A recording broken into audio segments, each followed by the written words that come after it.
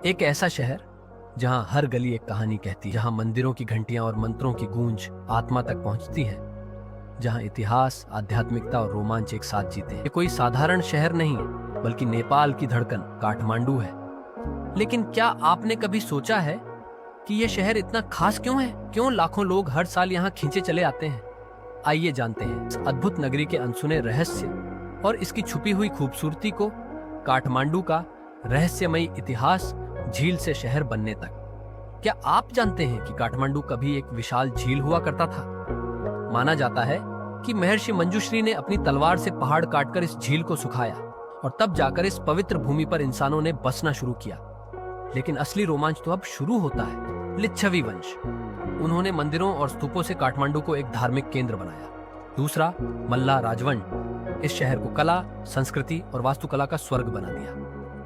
तीसरा, शाह वंश, पृथ्वी नारायण शाह ने इसे नेपाल की राजधानी बनाया और इसे राजनीति और शक्ति का केंद्र बना दिया। क्या आप सोच सकते हैं कि एक साधारण झील से निकलकर यह शहर इतना भव्य और ऐतिहासिक बन जाएगा?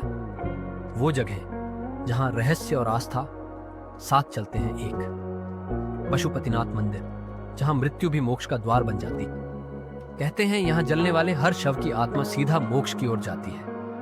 बागमती नदी के किनारे बसे इस मंदिर में शिव का ऐसा प्रभाव है कि यहां हर साल हजारों साधु दुनिया छोड़कर ध्यान और मोक्ष की तलाश में आते हैं। लेकिन सबसे रहस्यमयी बात, इस मंदिर में कुछ ऐसे रूहानी अनुभव हुए हैं जिन्हें विज्ञान भी नहीं समझ पाया।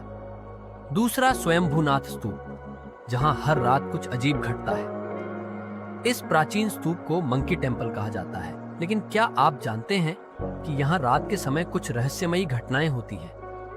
कई लोगों का मानना है कि यहाँ रात के समय एक अलौकिक ऊर्जा महसूस की जा सकती है।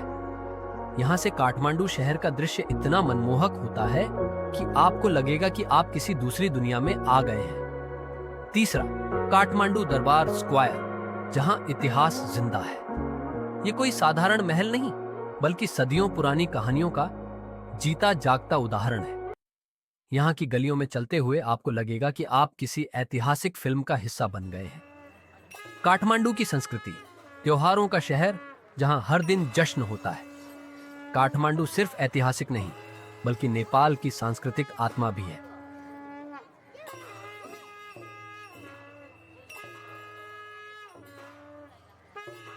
इंद्र जात्रा, जहां जीवित देवी सड़कों पर आती है।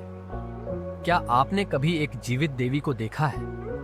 काठमांडू के इंद्र जात्रा में कुमारी देवी का जुलूस निकलता है, जो नेपाल में देवी की तरह पूजी जाती है। 2, दशैं और तिहार, जब पूरा शहर रोशनी में नहाता है।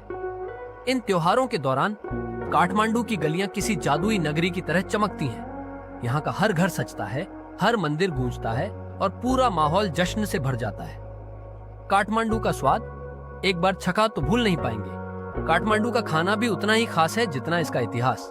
1, मोमोज, एक बार खाया तो बार बार खाने का मन करेगा। 2, थकाली खाना, नेपाल का पारंपरिक स्वाद जो आपको घर जैसा एहसास देगा। 3, सेल रोटी, ऐसा स्वाद जो सिर्फ नेपाल में मिलेगा। काठमांडू की रहस्यमयी जीवन शैली, एक ऐसी दुनिया जहां समय भी रुक जाता है। यहाँ के लोग आधुनिकता और परंपरा के बीच संतुलन बनाकर जीते हैं। बाजारों की हलचल और मंदिरों की शांति एक अनोखा संगम बनती है। सुबह की आरती और रात के संगीत कार्यक्रम, हर पल नया अनुभव। निष्कर्ष, क्या आप काठमांडू के जादू को महसूस कर सकते हैं? काठमांडू सिर्फ एक शहर नहीं, ये एक एहसास है। यहाँ की गलियों में इतिहास बोलता है, मंदिरों में शांति मिलती है और हर कोने में एक नई कहानी छुपी है। अगर आपने अब तक काठमांडू नहीं देखा तो आप वाकई कुछ खास मिस कर रहे हैं। तो दोस्तों, क्या आप काठमांडू की इस अद्भुत यात्रा के लिए तैयार हैं?